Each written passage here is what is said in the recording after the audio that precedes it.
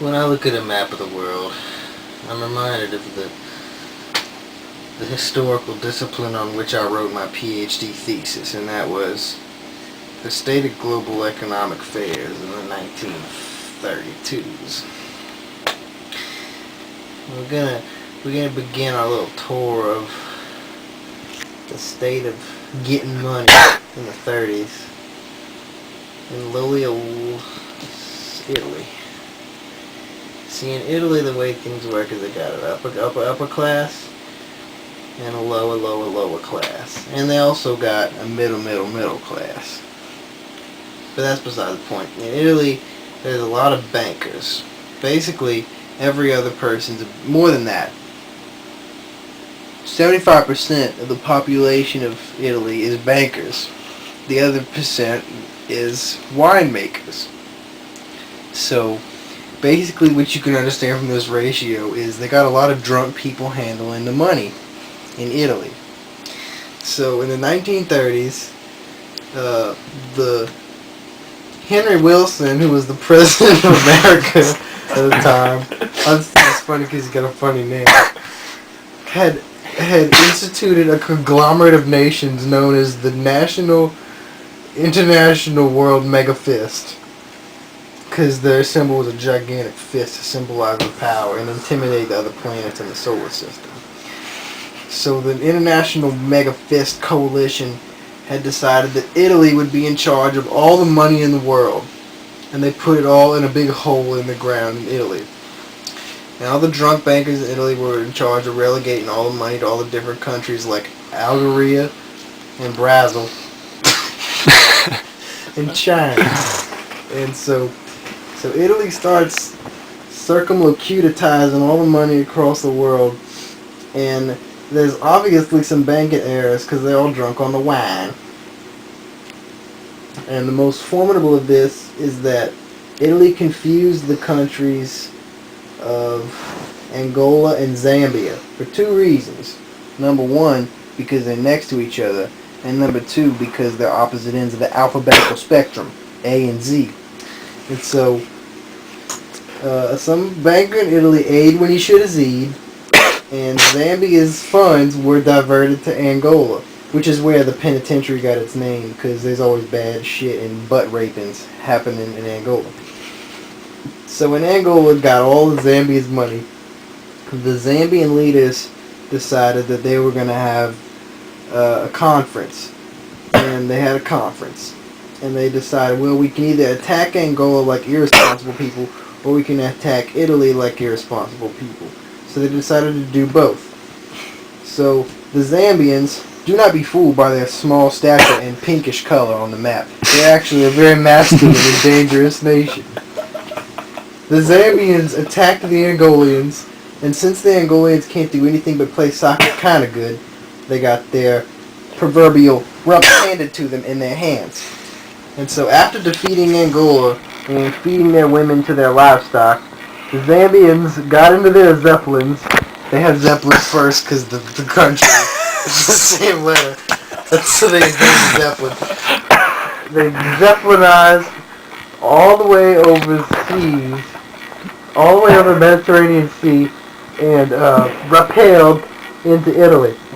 And since all the drunk bankers were too drunk to realize what was happening, the black people on the street, the Zambians came down into Italian territory with automatic bow and arrow blazing, and effectively laid waste to all of the Italian population.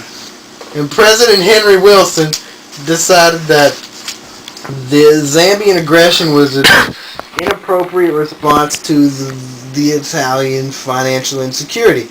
So the United States tried to persuade the International Mega Fist Coalition to destroy Zambia and effectively punch a gigantic hole in the country of Africa. Because at this time Africa was a country comprised of several individual states like Sudan and Ethiopia. And the coalition decided that was not in the world's best interest and that we should not perpetuate violence with more violence. So the United States decided that We going unilateral on this motherfucker.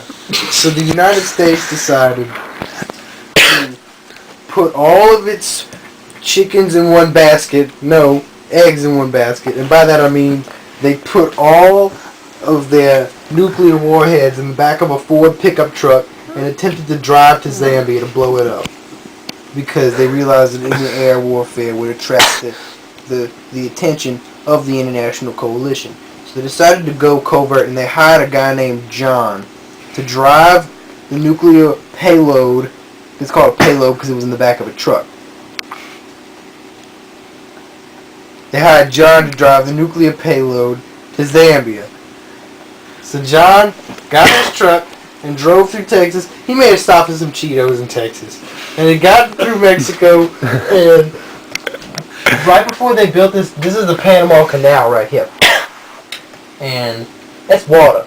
So John drove up to here, and he got out of the truck and constructed a gigantic ramp and ramped the Panama Canal and drove all the way through Brazil. He had to cross the Negro and the Amazon and the Purus and the Madeira and the Arapazara and the Juras and the San Juan and the Paraguay and the other Paraná and the Uruguay and the Rio de la Plata. Them rivers. He had to cross all them in the truck, but he had outfitted it with aquamphibious assault material. So the truck drove through Brazil, and then John realized, wait a minute! How am I going to get to Zambia? Because there's quite an expansive ocean. So John persuaded he stopped in Uruguay. He persuaded the Uruguayan women to gather up all the rubber in town and melt it down into a gigantic sheet of rubber. And John, I can't tell you his last name, by the way, it's confidential. It's CIA government secrets. And so John welded all the rubber together and made a gigantic raft and stuck the pickup truck on top of it and attempted to float over to Zambia. He figured he'd just land in Angola and cross through the wasteland because the Zambians already beat their ass and proceed to Zambia. But the raft got blown horribly off course, and as this highly detailed graph will show, he landed in Australia. And he was like, now what I'm going to do? Here's where you got to really pay attention. Through a caveat in international diplomacy, things was tricky in the 1932's. Australia was accidentally not invited to the International Megafist Coalition meeting, the original one. And so basically it was like one of those clubs where it's like no girls allowed. The United States thought that Australia snubbed them and didn't come to the meeting, so Australia was never invited to join. It's like they didn't exist. In fact, in all maps in American classrooms where Australia was, there was just a big black box that said fag on it. So Australia was able to operate under the radar of all the other nations in the world in 1932. So Australia gave John a plane, because Australia just hate everybody. All they do is drink their beer and eat Vegemite and shit.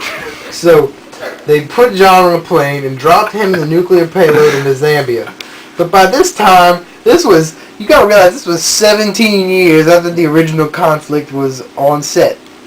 So John got his nuclear payload and decided, well, I guess it would probably not be a good idea to blow up the Zambians now, so he just buried it under the ground.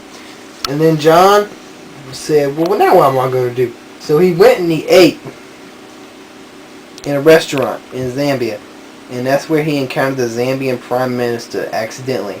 And John ordered some raw oysters. But Zambia's landlocked, fool! How are you going to get raw oysters? So he got the raw oysters anyway, because they had him special ordered because they realized he was an American, and he ate one. He'd never had one before. And he started choking on it because it was so disgusting and thick and slimy.